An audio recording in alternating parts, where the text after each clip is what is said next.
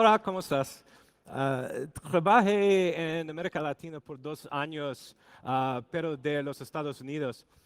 Ah, pero hablo español muy, muy mal. Mal, mal, mal, mal, mal.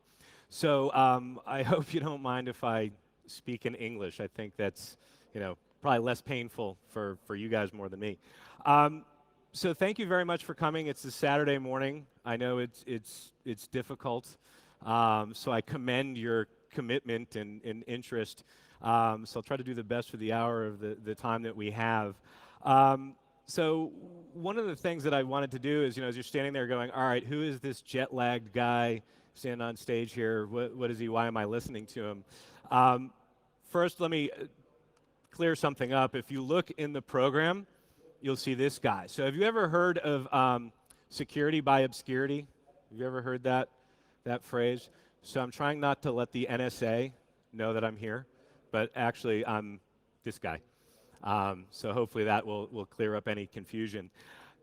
So a good part of my job is I get to travel the world. I'm very interested in meeting different people and especially eating different food. So what I thought I would do, geez, before I forget, you can tell I practiced this, right? So what we're going to do is there's going to be a Q&A session, but because we are in the modern world of the interweb, which is not really a series of connected tubes, what I'll be doing is if you have any questions, we'll have a Q&A period at the end, but feel free to tweet to me here, and what I'll do is check my phone from time to time. So if you have questions, feel free to tweet them at me. So first of all, so this is where I'm from. If you notice the circle there, there's an A in the middle. I will buy you a beer if you can properly pronounce the name of my city. Most Americans cannot say the name of the city, but it's Worcester. It's nothing like it's spelled. So Worcester, Massachusetts. So we're kind of near New York and Boston. This is what it looks like, what we want people to think it looks like. Now, of course, this time of year, it gets a little cold. That's my house last winter. So I was walking here from the hotel and seeing people all bundled up, gloves and hats. Yeah, right. So anyways, now there's something else that I want to help you understand here. So language, so you heard how bad my Spanish is. So in America, the part of the country I live in, we kind of have our own alphabet here.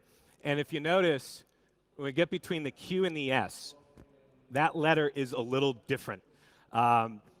We pronounce it as an A, not an R, an A. So we're going to try something here, a little cultural exchange. So I want you to try a phrase. So if I'm Mark, going to go park my car somewhere, that's fine. For when I lived in California, Mark parks his car. But I want you to all try this. This is how we say it in Worcester. Okay, can you guys, on the count of 3, Mark parked his car. All right? 1, 2, 3. That was awesome. That was awesome. Thank you very much. All right, so I'm gonna talk about a couple different things. So again, kind of why I'm here and the point that will get at eventually.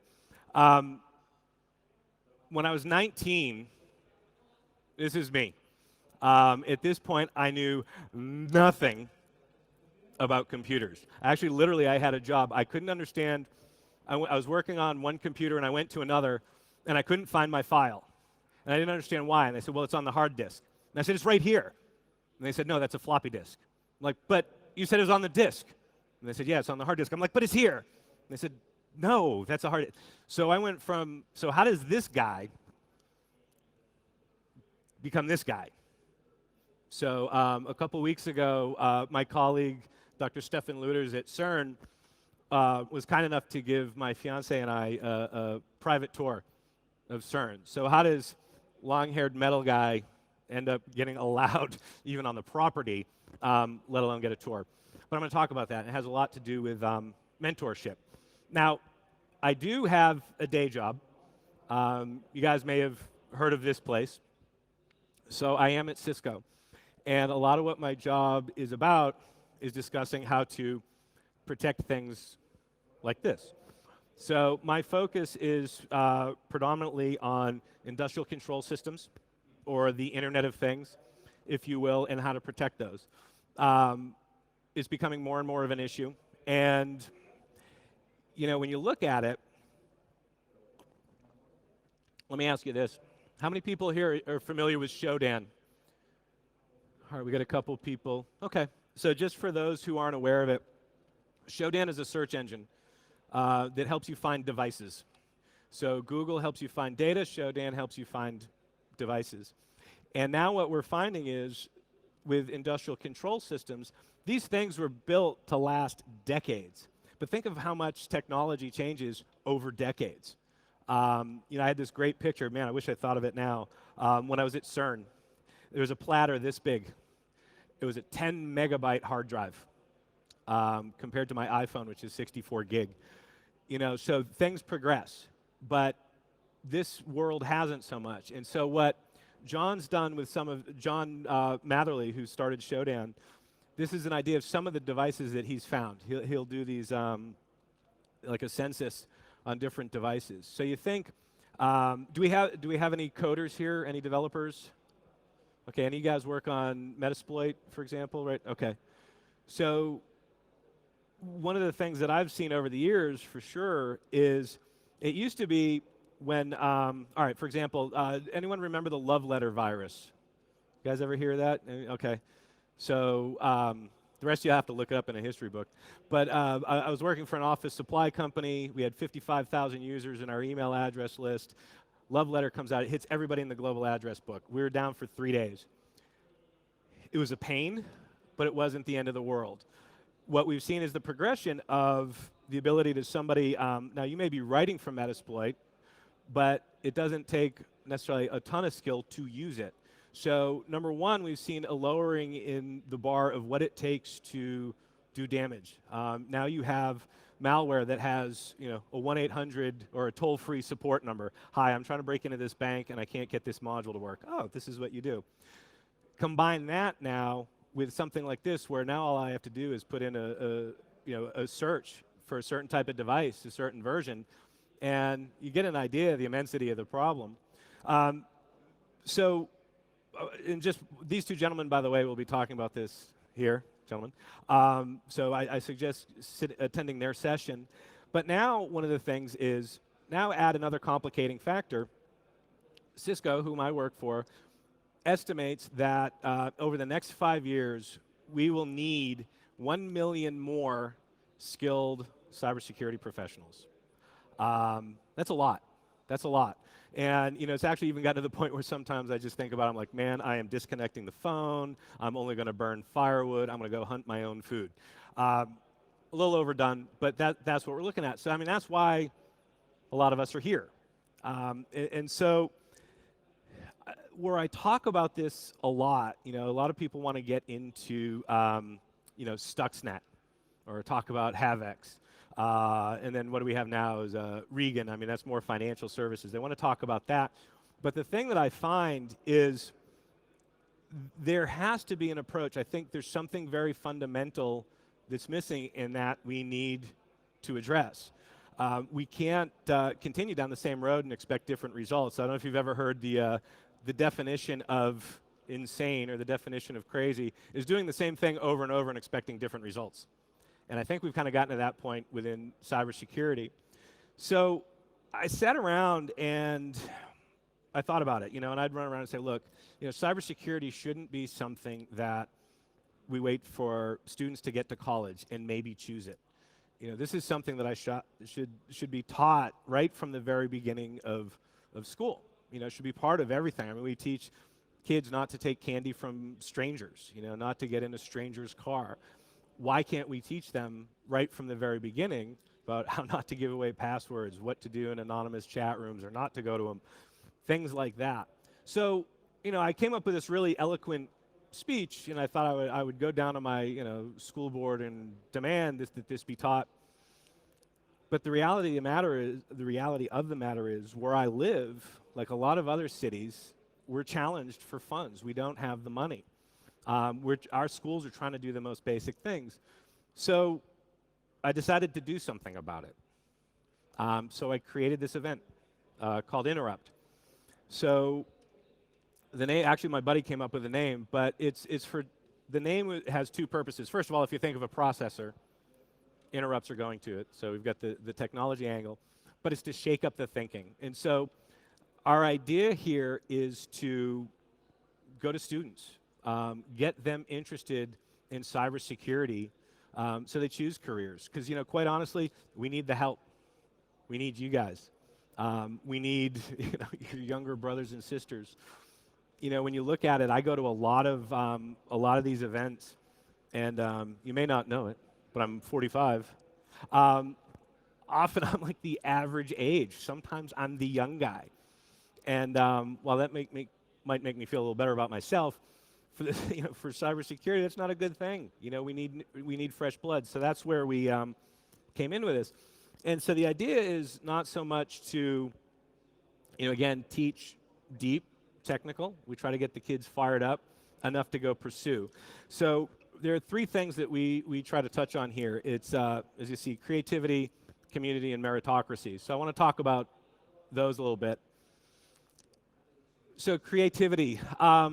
Any musicians here? Okay, fantastic. Thank you. One of us. Well, I know you are. Okay, good. What about like artists, painters, sculptors? Nada. Okay. I'll end it there. My thought here and why I'm talking about creativity is, again, you know, I think it actually goes to the hacker mindset. Is, you know, you sit there and you go, what if? What if I change this? What if I do that? What if these two things come together? You know, and that's what we're looking at. And again, it goes to my argument of, you know, the problems aren't going to solve themselves. We can't keep using the same methods. So one of the things we're trying to do is create an environment where you can come in and go, what if? What if I try this differently? And I think, you know, something that I'd like to do too is take back the word hack. By a show of hands, well, actually in this crowd, I think I know where this is going. Who would say hacking is good? Okay. All right. So who says hacking is bad? All right. So in my opinion, it's neither. It's what you do with it. It's that mindset. And there's a story I tell about somebody who's not really named Dave. And when I told him about this event, I said, you know, he got all excited about it. And we started having this conversation. And finally, you know, he was talking really technical. And I finally looked at him, I said, dude, I thought you were a chef. And he's like, well, yeah, about that. I am. Long story short, it's because he's not allowed to work with computers anymore. So when he was 16, he was a energetic and curious young man, but channeled it in the wrong way. He spent 3 days and nights breaking into a federal database, succeeded, and then got caught. So that, I think, is hacking used for ill purposes. But I also think hacking is used for positive. And I want to take that word back. I don't want hack to be related with only negative. It's what we do with it. So, community. How many people here are familiar with Snort? Okay, we got one. Open source intrusion prevention. So, Marty Resch wrote Snort, then eventually founded a company called SourceFire, which was the commercial version of it. That's who I went to work for 2 years ago. And then it was acquired by Cisco for $2.7 billion. So, well done, Marty. But we still use that open source base. And I wasn't really so much of an open source guy till I went to work there. You know, and what I realized in working there is, you know, I am a capitalist, I guess, you know, if you can say that in a nice way. I believe in you know, individuals succeeding and doing well for what they do, but by the same token, I'm a firm believer in that community and giving back to the community. So when you write to something open source, it benefits everybody. You know, actually, we have competitors who use our open source code base to compete against us. You know, and it's funny sometimes when you get into a situation when you realize who you're competing against, and they're using our technology against us. But we're not pulling it back. It's still there because the community needs it, the community uses it. We see it a lot in industrial control systems where they use our stuff. But I think, this idea of giving back, so this is what we focus on. So one of the things that we do in our next event, so we're going to have a Wi-Fi capture the flag, treasure hunt. So basically what we're doing is taking a bunch of Raspberry Pis, creating networks, and the kids have to break into them. But what we're looking to do is create that image and then make it freely available to the public. Because not everybody has the resources and the ability to go and do this on their own. But by giving back into the community, it's our firm belief that it strengthens it for everybody. And I guess the last point that I want to make here too is we see this as a case for economic development. Again, the city that I live in is, we don't have a lot of money. You should see the roads. I think we have some of the worst roads in all of Massachusetts, if not that region of the country.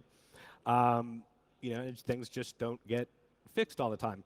So, this idea that, okay, so, you take a couple that you meet here and you get together and you have an idea and it does well.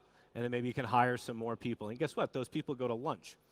Those people may want apartments near there. So you see a way that this can turn into an economic development opportunity. So, meritocracy. One of the things that we do is this event is completely free. It's paid for through sponsorship money because I'm a firm believer in ideas. That he or she with the best idea wins, or at least gets the most credit. What I love about technology and why I encourage students to get involved and to learn is because it's a great leveler. Technology is a great leveler. It doesn't matter what your physical capabilities are. It doesn't really matter where you live. It doesn't really matter what your background is. It's all about the thoughts and capabilities that you have. So seeing that come in, and again, I think that feeds back into community. So what we want to see are those strong ideas, and I don't care about anything else. I don't care, when we do this, I don't want some kid who doesn't have the money. We say, oh, great, come learn this stuff. It's going to cost you this much. We don't do that, because I want those ideas, and I don't care if the kids comes from a billionaire family or a poor family. We want ideas, and by having that, I think it strengthens the community for everybody. Okay, so a couple challenges here that I have for, first, the students amongst us.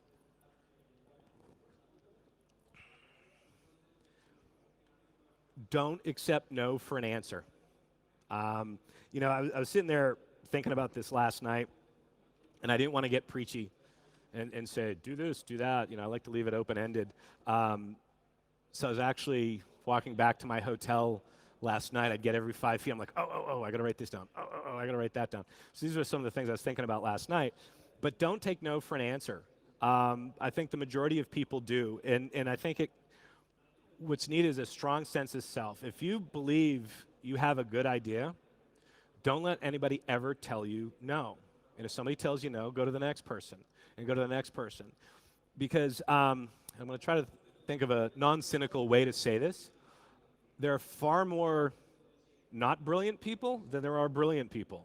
And the more brilliant your idea is, the less people will understand what your idea is or why it's good, which is why don't take no for an answer. I do think it's important to have a team of people to give you input. But if you believe it, you look at, okay.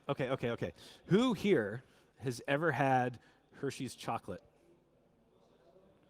Really? Nobody? Actually, you guys have way better chocolate than we do in the United States. So actually, you know what? I'm glad.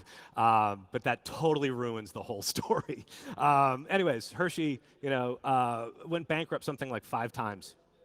But he knew he was onto this thing. He was going to do something different, and he just kept going. So I always think, too, there's like a thin line between crazy and motivated. I guess maybe if he continued to fail, he would have just been called crazy. But don't ever take no for an answer. Far too many people do. Diversify your interests. In my office, so I've got my desk, which is actually a combination producer's workstation. So I actually have a mixing board on one side, and then I got my computer on the other. And behind me, I have an electronic drum kit.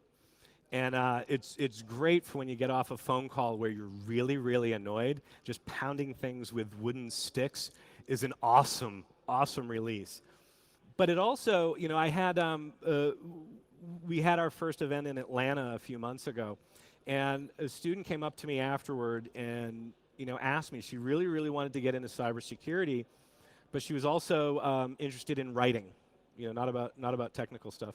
And she was so concerned that she was going to have to give up writing if she really throw everything into it.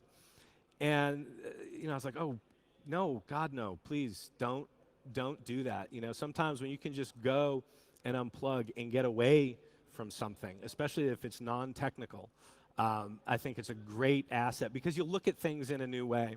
And one of the epiphanies that I've had is, so my fiance is an artist. She's a graphic designer. So all of our friends are artists and musicians, which, makes for interesting times if you ever hang out with artists. But, you realize from a security perspective, we have a tendency to look within ourselves. What's good code, what's good engineering, and forget sometimes that there's a public out there, that we actually need to design for. So that's something, I won't get into it now, that I work on is working design into it because somebody's going to consume this eventually, but that's a whole other story. Take the initiative. Don't wait for problems to be solved. Don't wait for somebody else to do something for you because you know what? Most other people are waiting. So if there's something you don't like, something you want to change, something you can improve, go do it. And refer back to don't take no for an answer. So I think we've got an older crowd than I normally, and I mean older as in more mature, crowd than I normally talk to. So who here's on Twitter? Okay, most of you. All right, so here's challenge number one. Okay. This weekend, so it's Saturday. By the end of tomorrow, find 10 new people to follow on Twitter. And if you retweet something, try to add comments to it. Some people you follow, just retweet. They don't add anything to the conversation. When you do, make sure you give credit. If you like something that somebody had to say, give them credit for it. And every now and then you'll see different hour-long chat sessions on Twitter. Participate. And the reason I say this is it's very, very key to build your network. The more you're seen as contributing into the community, the more ground you'll gain. Now, who's on LinkedIn? Okay, it's a good amount. If you're not, create yourself a profile. What else did I write on here? Join some of the groups that are there and again, contribute. But also, too, I challenge you to connect with 10 people from this event. If you want to make me number one, go ahead. And the reason I say this is one of the Interrupt events that we had, one of the advice given, this woman from Akamai told the students there, be fearless in asking questions. Go to the people that you want to talk to, that you want to learn from. If you hear somebody talking about something, go to them and ask them about it. When I started this event, it was amazing, the people from the hacker community, when I would just tweet them or send them a message and say, hey, can I have your advice? And oddly enough, they'd say yes. Now, people that I probably would never get to talk to in my day job, I just hit them up. And you wouldn't believe, this is a very, very giving community. I've been very moved by that. So please, connect, get out there. I look at this as we're all peers here. So, to my colleagues, one thing, and I think for everybody here, you never know who you're going to reach. And I want to give two personal use cases. So this is how Rocker Dude became this guy. Whether you think that's a bonus or not, I don't know. That's your call. But I want to give two use cases. So last name is pronounced Shada. You'd never know it. Anyways, Robert was one of my good friends' dad. And he owned a motor shop, and you wouldn't think of him as a techie. But Robert used to build his own computers. So when I was that long-haired guy, I would go over to the house. So one of the things that was great, I mean, these guys were like my adopted family. So I was literally a starving musician, and I'd go over, mom would slip, $10, $20, she'd give me a hug, and all of a sudden I'd find money in my pocket or something, or, food. But Robert would show me his computers. And so here I am, so imagine this. I'm a music school dropout. with no skills. I've got a baby on the way.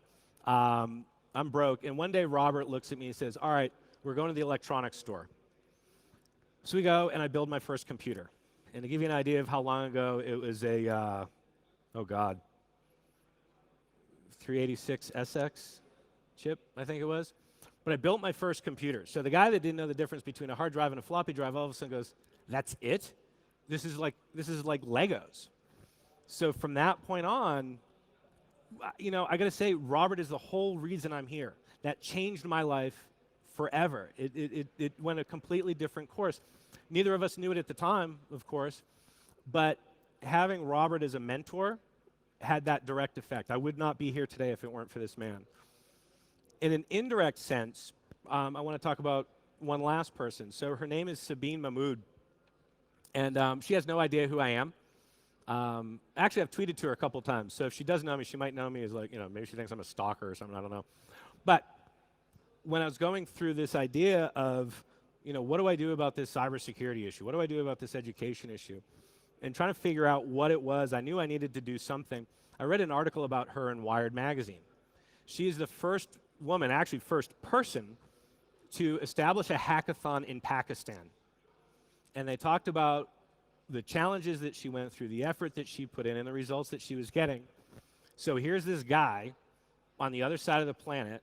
She has no idea who I am, yet this is the reason, she is the reason that I finally got motivated enough to start this event, to start reaching out to kids, to try to get them into this field. So my point here is, you never know who your actions are going to affect. You never know who sees what you do. And I think what's important to understand sometimes too, the people around you may not understand what you're doing or trying to do, but there is somebody somewhere. So think about that. You never know what that impact could be. So with that, again, if you have any questions, I'll check here. We don't have a microphone. So if you have any questions, feel free to either tweet them at me now, tweet them at me later. If you have anything now, I think that's it. I don't even know what time it is, so I don't know if we finished early or late, but thank you very much.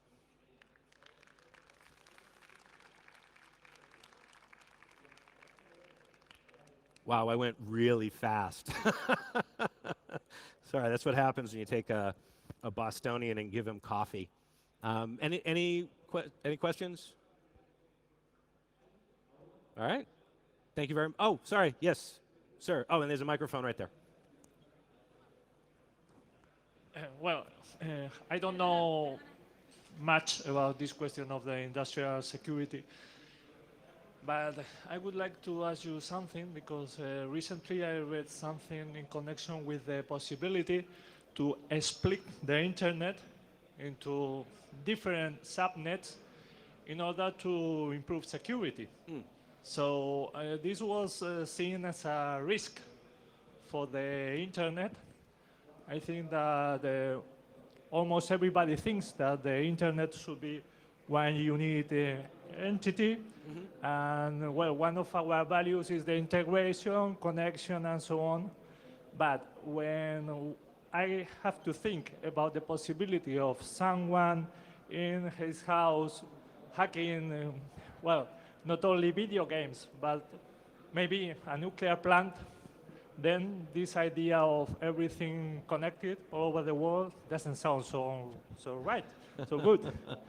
So I would like to know from you that have access to some important people in Cisco and some important networking companies, what is the idea about this possibility to split the internet into different sub-networks in order to improve security?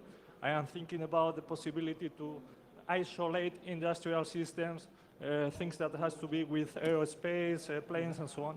That's it. Thank you. Sure. No, thank you for the question. You know, actually, I have not heard that idea thrown out before. I'm going to try to give you my opinion in a very polite way, because I do have an opinion. I don't think that, I would disagree with taking that approach. I mean, the first thing that comes to my mind is, all right, if you split the internet into subnets, who's your network administrator?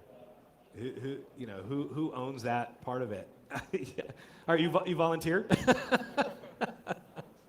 Oh, sorry. Do you have a follow-up? Oh no. Okay. So no, I hadn't heard that. I mean, I think some people tried to gain headlines with trying to come out with very basic resolutions or very basic ideas. If we just do this, everything will be great. There was former CIA director had the idea that we should put all electric transformers on the grid inside a Faraday cage. You guys familiar with what a Faraday cage is? So it keeps out electromagnetic energy, I guess. So if you explode a nuclear warhead, so his concern was, if North Korea sends a nuclear warhead over and explodes it in the air, there'll be this electromagnetic pulse that'll fry all the substations. So we should put Faraday cages around all of them. What? That's insane. Because you got to think about it, anything that would use electricity anyways that's not in a Faraday cage would get fried. So who cares if the grid's running?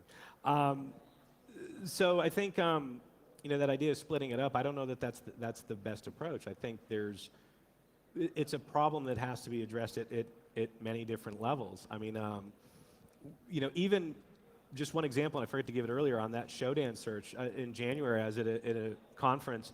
You had a bunch of researchers talk, and they were all laughing, and what they were talking about was somebody had misconfigured a satellite network and thereby connected it to the internet. And they were using all default passwords. So a simple Shodan search, somebody came across and went, oh my God, I can get into this satellite. And so then from that point, they went in, and luckily this was a white hat, and they contacted the company and it was taken care of. So even if you try to break it into subnets, I don't think that's going to do much of anything, because people make mistakes. We all do it. I have what I call my day one mistake. Just about every IT job I started, within the first 2 days I broke something. You make a mistake. My very first day in IT, I was supposed to eject a tape, and I looked down and I mistook the power button for the tape eject button. Boom! All the lights went out. And it was a software development company, and the server was called Dev1. So, oops. But anyways, so that's my long-winded way of saying I hadn't heard that, but I don't think that's the approach that I would take. So. Any other questions? Yes, please. Good morning. Good morning. I'd like to know your opinion about the Internet of Things, focus over cybersecurity. Oh, if what I do in the Internet of Things is on cybersecurity? What? I'm just trying to understand the question. So are you asking if I work in cybersecurity in... No. We are going to the Internet of Things. Yes. We want to have Internet everywhere. So what's your opinion about our privacy, our security in that Internet of Things? Sure.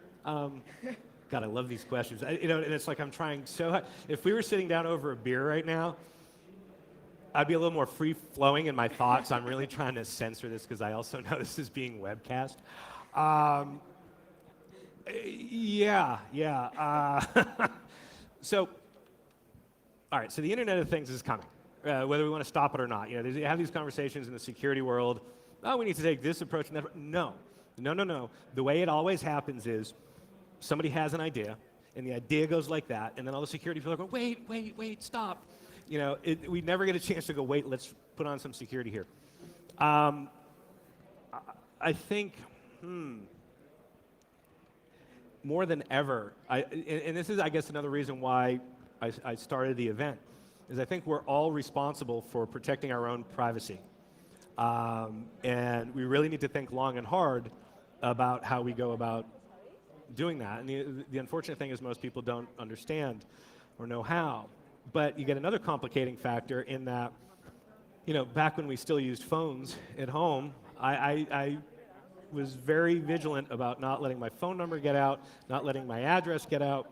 And one day my sister was in California, she calls me up, she goes, hey, I just Googled your name, and the first thing that came up is your phone number and address. What do you mean?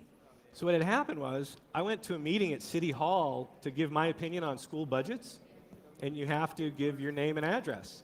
And then, because it's the government, those are all public records. So they just went, oh, Mark Blackmore came to talk about this, here's where he lives, and here's his phone number. So I think our privacy is in jeopardy. I think our, and I'm sorry, it should be all rainbows and unicorns, but no, but I think we have to be honest about it and be very, very vigilant, and then, over a couple of beers, maybe I'll get even more honest. All right. Any other questions? I like this part. I hate presentations. I got to admit, I hate presentations. I much rather prefer conversations. Oh, yes, sir. So we can get that gentleman a microphone, please. Hello. Okay. I would like to ask to you if are there any certifications about cyberseguridad industrial about Cisco? Well, Cisco has a lot of certifications. I don't know if, that's a good question. I don't know if we have one specifically on security. It's probably a part of some of the other, we're more, have a tendency to be more network focused. You do have things like that ISC squared does the CISSP. So that's available. Actually, the gentlemen that were there that in the back, Samuel and Nacho, are working on developing a program for certification for security in industrial control systems. So there are a few that are out there now. SANS Institution does a few. And then what I'll do is, if you remind me, I'll give you my card. And then if you want to know about Cisco specifically, I'll look it up for you. And then I'll give you an answer. So hopefully that helps. Okay, thank you. All right, thank you. Any other questions? Not one? A little bit? All right. If you don't have any other questions, I'll be hanging out, so feel free to ask me any questions or, oh, we got one more coming. Cool. I like this part. Yes, hello, morning, sir. Good morning. I would like to know your point of view about the insurance market. Is it really prepared to offer good solutions to the cyber risk? I love that. I love that topic. All right, so asking about insurance. So you're talking about breach insurance and that sort of thing. Yes, I do have opinions. I have lots of opinions. I think there are positives and negatives to it. The positive end, I think, to cybersecurity insurance is it's going to force companies to improve their security. In the U.S., at least, I'll give an example. They call it commercial reasonableness, which I think is just a word that lawyers made up. But I'll give you an example. So there was a bank in the state of Maine that was breached, and there was a company that lost a few $100,000, construction company. They sued the bank. The bank said no. Judge found the bank liable because even though there was no regulation for that bank to have a certain level, they were not up to the same level as their peers. So the idea was, hey, yeah, there's no standard, but your peers are better secured, therefore you should be, therefore you are liable. So what I see from insurance is an insurance company is going to say, oh, no, we're not taking on this risk till you improve these things. So from that perspective, I see benefit. The downside of it is, and it's going to depend on each case, the downside is, some chief information security officer going, oh, no, I don't need to improve my security, I have insurance. And then they take that as a pass not to do what they need to do. So again, I think it's going to depend on the use case, but those are the two sides of the coin that I see. Are you in the insurance industry? Oh, we should talk. I'd like to talk more about that. Fantastic, thank you. Okay. Any more? ¿Más preguntas? ¿Sí? ¿No? Hi, Mark. Hi. I want to know what kind of situation do you have in some industrial customer, and how your solution or the Cisco solution could protect them? Because I know that usually this kind of customer have intrusion in their system. So the IPS, the intrusion prevention system, is essential to prevent this kind of attack. So sometimes you need some signatures to protect the industrial control system protocol or some kind of things. I want to know more about that, if you could explain. Yeah, sure. Oh, happy to. Yeah, so first, just for everybody's understanding, if you're not familiar with industrial control systems or ICS, you have, let's take a power utility. You have two sides of the house. You have IT, which we normally think of, and then typically on the industrial side or the control side, we have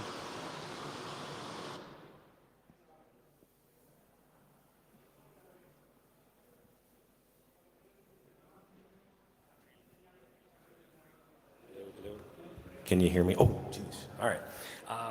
Now I can't run around. So what I was going to say is you have two sides of the house, IT and then OT in the control system side. And number one, actually, even before you get to the technology, is you're dealing with a culture. So what you have to understand is in IT, if we see an attack happen, the idea is I'm gonna cut that system off, and I'm gonna contain it. And I'm gonna contain the breach. The problem is when we get into the industrial side, is that take the utility. If I take the wrong system offline, the lights literally go out. So the approach to OT, number one, even before we get to the technical, is understanding what their mindset is. So number one, it's safety. Number two, it's service delivery. So they won't allow anything in that interferes with that.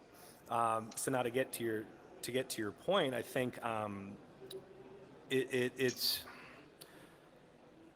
actually even using IPS, intrusion prevention. A lot of times if you're talking to somebody in OT, they don't want that. They want intrusion detection. So difference being, for those who aren't familiar, an IPS will go and take action. An IDS will go, hey, there's something happening over here. So what we try to do when we talk to our customers, number one, is let them know that we understand that we're not just gonna go in and, kick in the doors and, we have to be passive more often than not. And let those systems do what they're going to do. But there's a lot more to it than just an IPS, or an IDS. That's a good place to start, but of course you get into that whole, you've got to have defense in depth. So, bad guys can get in one way or another, or even if you think of like my day one situations that I talk about, I was talking to one of our engineers, they work with an oil company. So they were talking to a guy in the security control center and who was monitoring an oil rig. And one of the engineers out there, not an IT guy or anything, he's got a USB stick.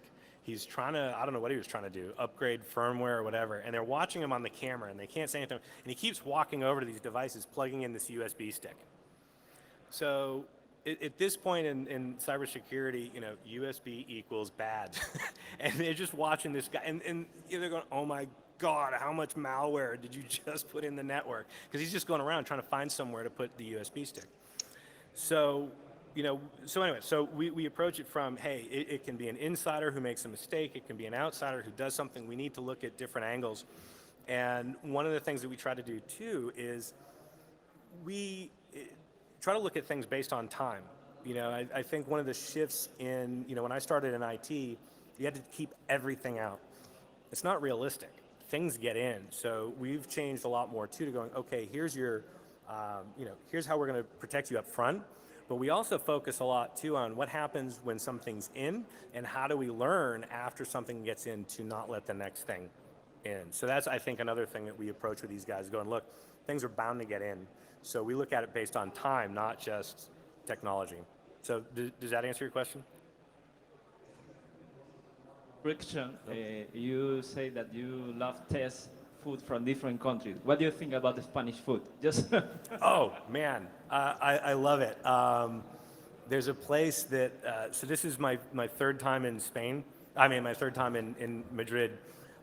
There's a place called La Madera, I think is what it is. So I'm a huge Anthony Bourdain fan. I don't know if you watch Bourdain at all. So usually what I do when I go to a city is I look up the episode where he's gone, and I think Le Cabrera. That's where it is. Man, the food is good there. So yes, I love Spanish food. We have a place at home that tries to be an authentic tapas restaurant. I give them credit.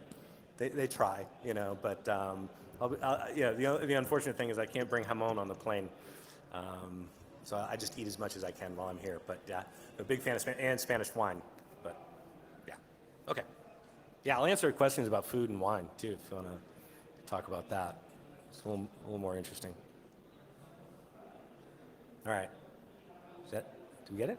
All right. Let me check. I didn't check the inner tubes. Let me see. Do we have any questions online? No, I just opened the Wall Street Journal. Oh, I was asked to do this. Hold on. Because my family couldn't, it was very early. It's a 6-hour time difference. So they wanted to see a picture of everybody here. So can I take your picture? Can I do that? Can we bring up the lights a little bit? All right. All right, you ready? 1, 2, 3. Oh man, your eyes were closed. You want me to do another one? All right, okay. All right, everybody. Thank you very much for your time. I really appreciate it. Again, I'm here today and tomorrow, so feel free to grab me if you have any questions or want to talk about wine. Thank you.